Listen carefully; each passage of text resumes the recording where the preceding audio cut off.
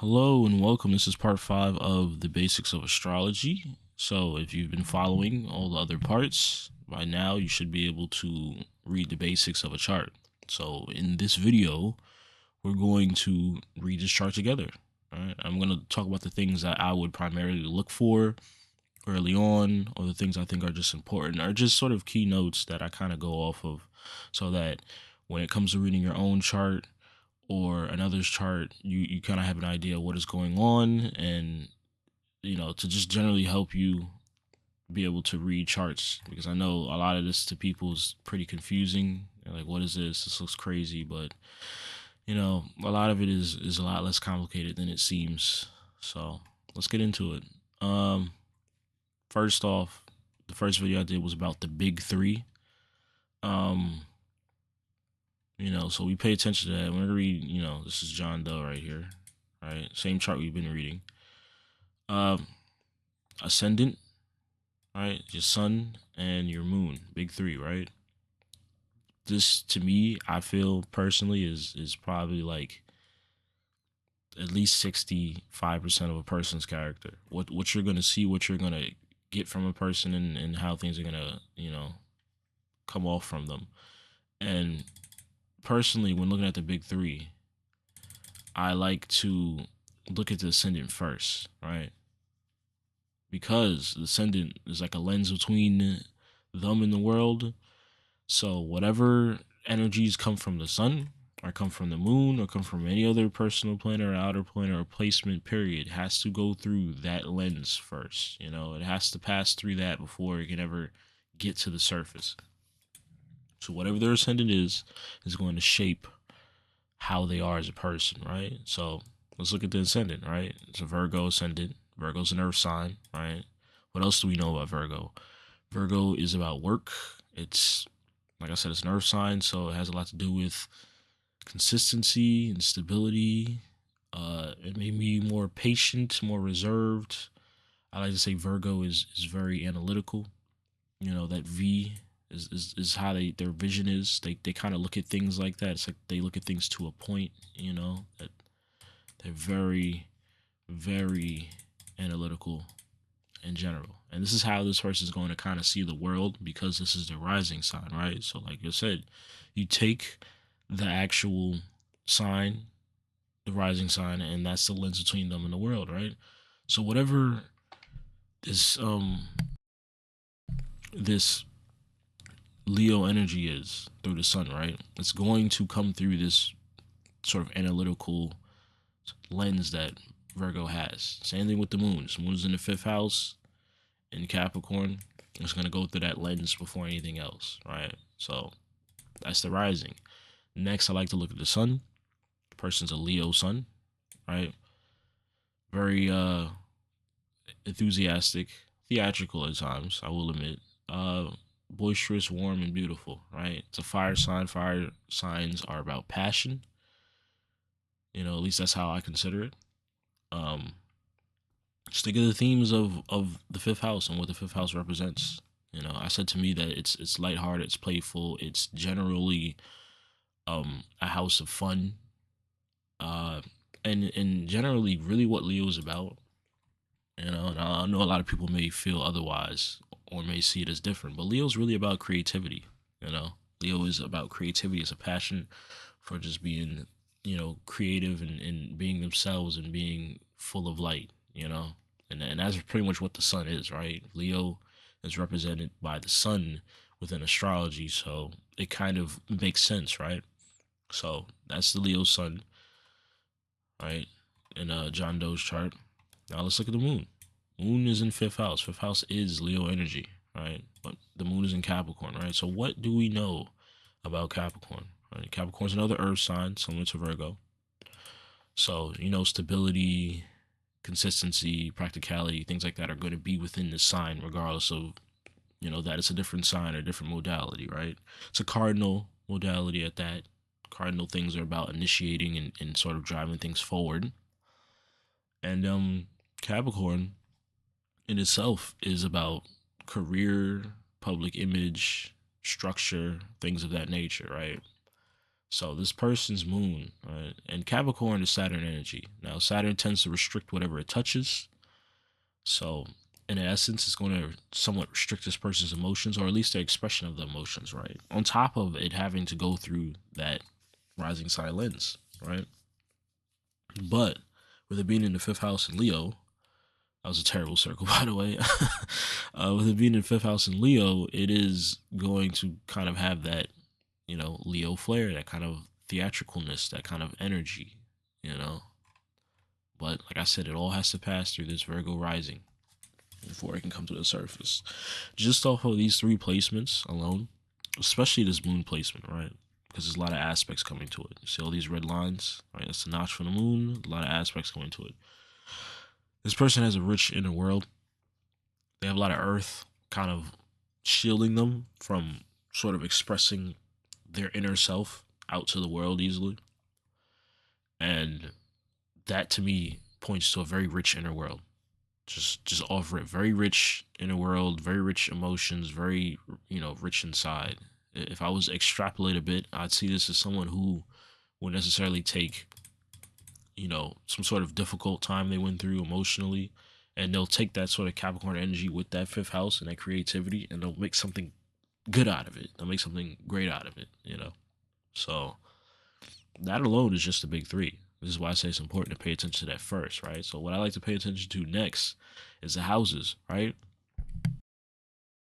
What, you know, how many placements are in what house, and what house seems to have more energy than not, and this and that, and off rip, right? Well, if you just look at this chart real quick, right? Where do all the energies lie, right? Just look at it, just generally looking at it, where do all the energies lie, right? So if we look here, right here, we cut a line all the way down here, just like that. Just like that. Most of everything within the chart and personal planets all reside within this part of the chart. All over here. All within this part of the chart. All of it. It all resides right here, right? So this is mainly where the energy is at within the chart, right? So if we look at within the houses, right? Nothing in the first house, right? Nothing going on here, right? Second house, a lot going on in the second house, right? So what do we know about the second house? The second house has to do with stability. It's Taurus themes, really. And that's really what's important here. Every house correlates with the sign. It was something I talked about previously in my other videos. So within these houses, we want to pay attention to the signs and that is associated with each house and what those themes are, right? So second house is Taurus. Taurus is another earth sign, right? Just like Capricorn and Virgo. This person sort of has the trifecta in that sense, right? Earth sign, stability, practicality, structure, things of that nature. Taurus has a lot to do with money. I look at second house as self-worth a lot of the time. So there's a lot in stake for this person in their second house. They're very serious about their money. Saturn, right? Saturn is Capricorn themes. So we can apply whatever Capricorn themes are to Saturn. Restricting things in order to teach you how to do more with less. It's sort of like a wise old man type of thing. It's like you need to do this and that in order to be successful, and it teaches you. Pluto, Scorpio themes, power, struggles, transformation, things of that nature. So this person may always be going through some sort of transformation within, their second house, within their self-worth and money and things of that nature. Mars is Aries energy. This person may be real serious about getting to the money, especially with all these other things here. They're probably serious about it. Either they are, or there's anger or something around it, right? And then Jupiter, Sagittarius themes. Jupiter, sort of expands whatever it touches. It blesses whatever it touches. It's higher learning. It's, generally speaking, even though there's a lot going on here, and there are some planets that people would consider to be negative within the second house, Saturn and Pluto, this person's blessed within their second house. They're blessed with the knowledge of Saturn. They're blessed with the power that Pluto gives. They're blessed with the drive for it. And then they're blessed with Jupiter expanding their second house and giving them higher knowledge and learning within regards to second house themes, money, self-worth, Taurus type themes, right? These are the things we look for, because as you can see here within these charts, they're really you can see there's a lot. I said within these charts. Within this chart, you can see there's a lot going on within the second house. It's just something we want to pay attention to right away, right? Third house, not too much going on. Uranus is there. It's Aquarius energy. So Aquarius themes you can think about. And that's to do with communication, neighbors, siblings, things of that nature. Fourth house, family. And this will be important because the IC is here. So this is, at this point, we're into the second quadrant. Let me get rid of that. We're into the second quadrant here, right? Once we pass that IC into the fourth house, right? So Neptune, murky, sort of dreamy, sort of intuitive. This has to do with their family life. We have these other two signs, right? Symbols that we'll talk about at a later date. But this right here is the South Node, and this right here is Black Moon Lilith. This is a actual mathematical point. There is not a structural, object in space that this is mapped after. Same thing with the South Node. But we'll talk about those later on, at some point later on in a different video. This video is just to kind of talk about the basics and kind of give you the things that I would look for when it comes to actually reading a chart, right? And the things that I feel is important, right? So we would look at fourth house for family life, how they may have grown up, things of that nature. Neptune energy, Sagittarius energy, you kind of just mix those two together, and that's generally how the person grew up within their fourth house. Fifth house, we kind of touched on this. Leo, I said Leo. Fifth house energy. Moon in fifth house. We know what are fifth house themes, right? We kind of can extrapolate that to the moon and what the moon is feeling and this and that. Career wise, things are probably important here for this person. This, I consider the moon in the fifth house a good place to have, a good place to have the moon. I think fifth house has to do with a lot of the time the family you end up having, the family you end up making, and fourth house is the family you end up growing up with. You know what I'm saying? So I think that's a good placement for it. And as we go through the rest of the chart, you're going to see like it's a lot more empty out here. And it's not to say you can't pay attention to these things, but there really isn't much to learn or see within these other houses when there's really nothing going on here. Like sixth house. These two symbols, right? We have the vertex right here, and we have part of fortune right here. We'll talk about those at a later date in another video, but I would consider this good for what they are. Being in sixth house. Sixth house is Virgo energy, work, things like that. Descendant right here, going into the third quadrant of the chart. In terms of the descendant, it's in Pisces, and because there's no planets there, there's nothing else going there. A lot of what this person may find attractive or like will be that Piscean energy, right? Some Aries. I find personally that when I'm using Placidus or any sort of chart that isn't whole sign, that when the house layers over into two different signs being in a house, that sometimes the person's sun can be like just barely within there. There'll be some attraction there, right? Personally, so probably the same for this person. Yeah, really, it's really nothing going on in seventh house. Nothing really going on in eighth house. Eighth house has to do with well, let me go back to seventh house real quick. Seventh house is relationships, open enemies, partnerships, things of that nature. Yeah, Piscean energy is probably attractive to this person in regards to that. And when I say attraction to what a person likes, I primarily would look at fifth house. And when I say attraction, I mean like physical, like I'm really attracted to you type of energy. Fifth house, seventh house, eighth house. That's what I look at. And then there's the other types of attraction that kind of add on to it, like 11th house and third house, which is sort of a more friendly attraction.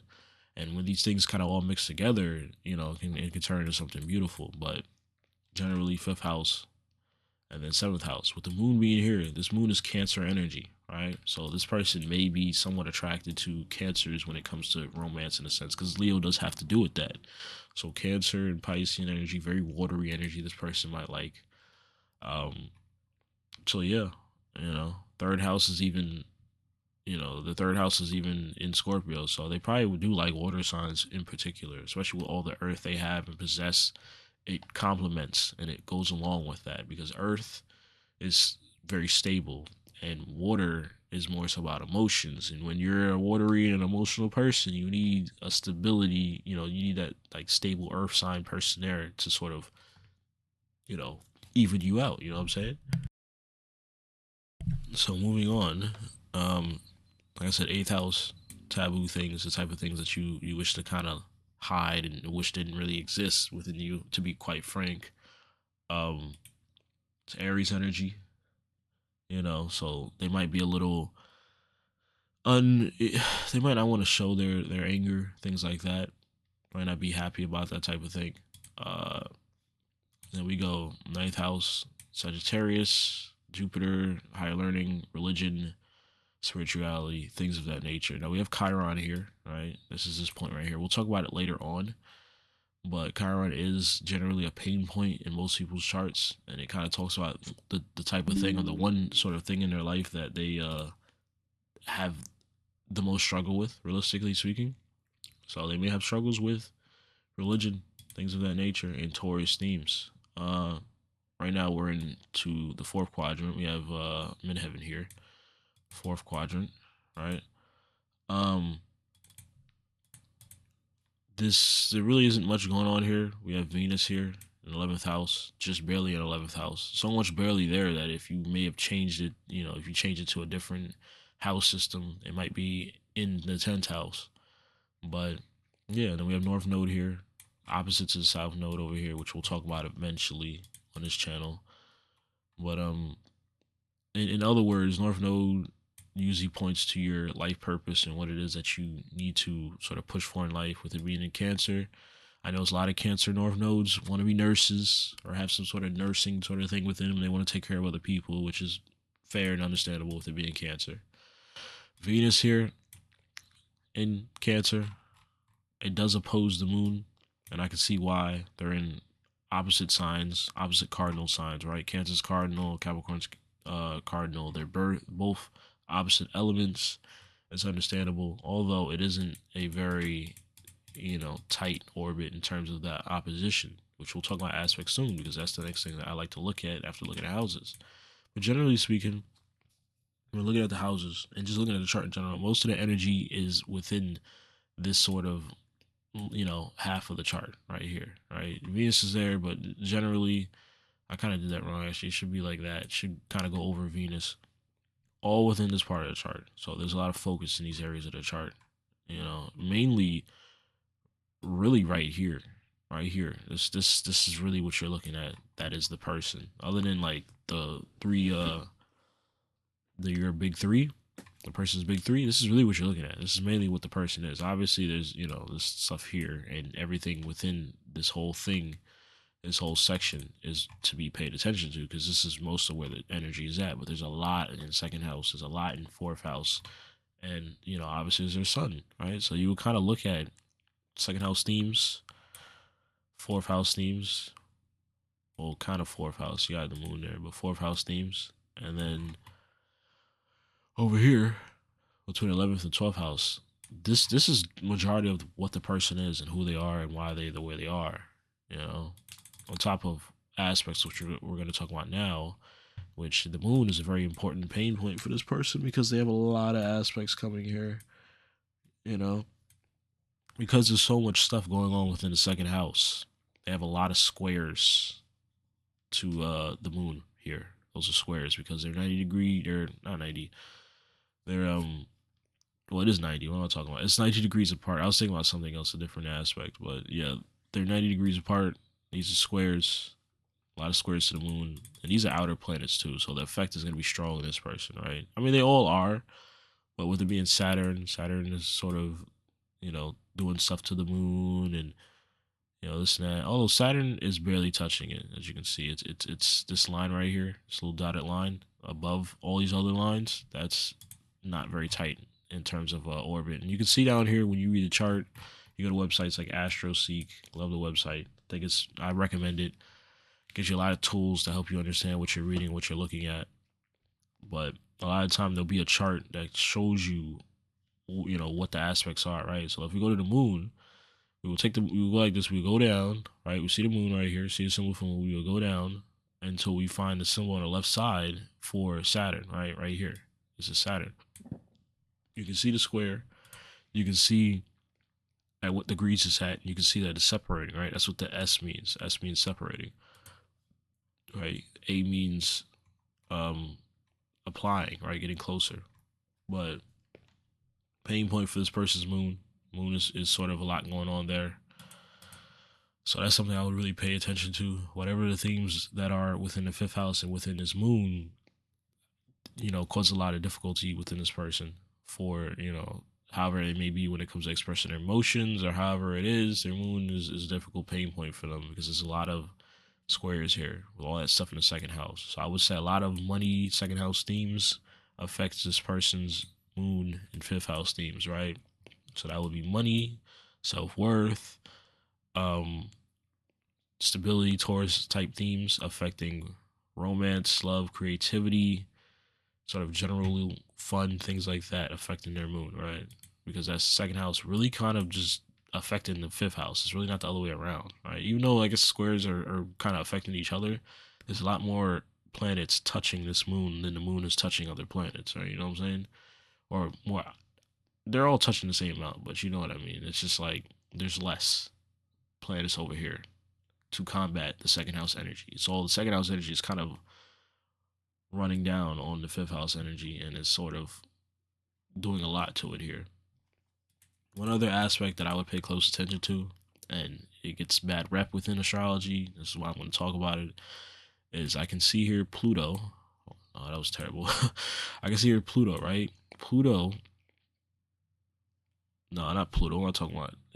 I was looking at the wrong line here. Pluto is sextiling Mercury, though. That's an excellent placement to have. Gives a lot of intellect because Mercury is the mind, how you talk, things like that. But I was looking at this notch. I'm going to say Saturn is square Venus all the way over here. Venus. What's going on with my circles today? They're terrible, right? This is Saturn right here, right? Important to pay attention to this. More second house, money, Taurus, stability, practicality themes affecting, something else within the chart. Venus energy, right? Love, relationships, how you show love.